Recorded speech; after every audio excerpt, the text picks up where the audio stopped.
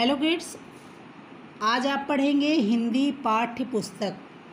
तो निकालिए अपनी हिंदी पाठ्य पुस्तक भाग 1 और आ जाइए आज एक नए मात्रा पे। ठीक है, मात्रा पुरानी है क्योंकि आप यूकेजी में पढ़ चुके हैं, फिर भी आइए उस पर एक चर्चा होती है। आज हम पढ़ेंगे औ की मात्रा। ठीक है, ये देखिए औ है, इसकी मात्रा कैसे लगती है, ऐसे। मतलब ये अ को अगर हम छिपा दें तो जो पीछे बचता है वही उसकी मात्रा है। ठीक है, ध्यान से देखिए, ये देखिए ध्यान से, ये अ है, अगर अ को हम ऐसे छिपा देते हैं तो जो पीछे बचता है वही है औ की मात्रा। और यही जो है हम किसी भी व्यंजन अक्षर पे जब लगाते हैं तो उसका उच्चारण औ करके होता है। अगर हम क पे लगा दें तो कौ, ख पे गौ, घ पे घौ, च पे चौ। ठीक है, तो ये है औ की मात्रा। अब आते हैं एक कविता पे जो बहुत ही अच्छी कविता है। आइए उस कविता को पढ़ते हैं। देखिए, आओ गाएं। मम्मी आई दौड़ी दौड़ी। देखिए, मम्मी आई दौड़ी दौड़ी, संग में लाई गरम पकौड़ी। मौसी आई मौसा आए, संग में ढेर खिलौने लाए। एक बार हम फिर से कविता पढ़ रहे हैं, ध्यान से सुनिएगा। मम्मी आई दौड़ी आई, संग में लाई गरम पकौड़ी।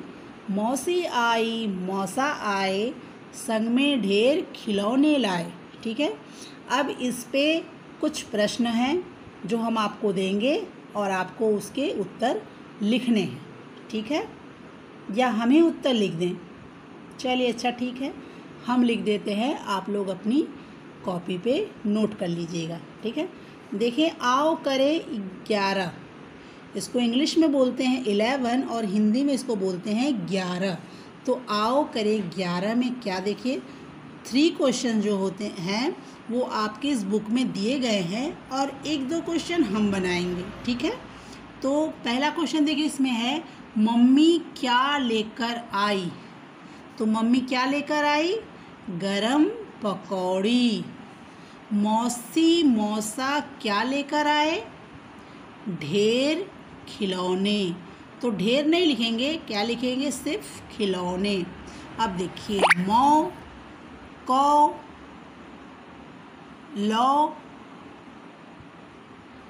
अक्षरों में किस मात्रा की आवाज़ है? अब इन अक्षरों में किस मात्रा की आवाज़ है? देखिए, ये म पे औ की मात्रा है ना? तो म पे औ, तो उच्चारण औ का होगा, तो मौ, कौ, लौ। तो इसका उत्तर होगा औ की मात्रा। किसका है? चाहे ये कहें चाहे ये कहें, औ की मात्रा का उच्चारण है। ठीक है, जैसे अब देखिए, ओह ऐसा क्या, जब औ स्वर को किसी व्यंजन के साथ जोड़ा जाता है। जैसा मैंने बताया कि जब औ स्वर को किसी व्यंजन के साथ जोड़ा जाता है तो वह मात्रा के रूप में आता है। ठीक है, इसको, ये जो औ है, इसको हम अगर किसी व्यंजन के साथ, मतलब क के साथ अगर जोड़े तो वो मात्रा नहीं बनेगी। तब वो जब हम ऐसे ऐड करेंगे तो वो जो है सिर्फ ये होगी और उस व्यंजन के ऊपर लग जाएगी। तो जैसे देखिए, दौड़ा, मौसा, चौड़ी।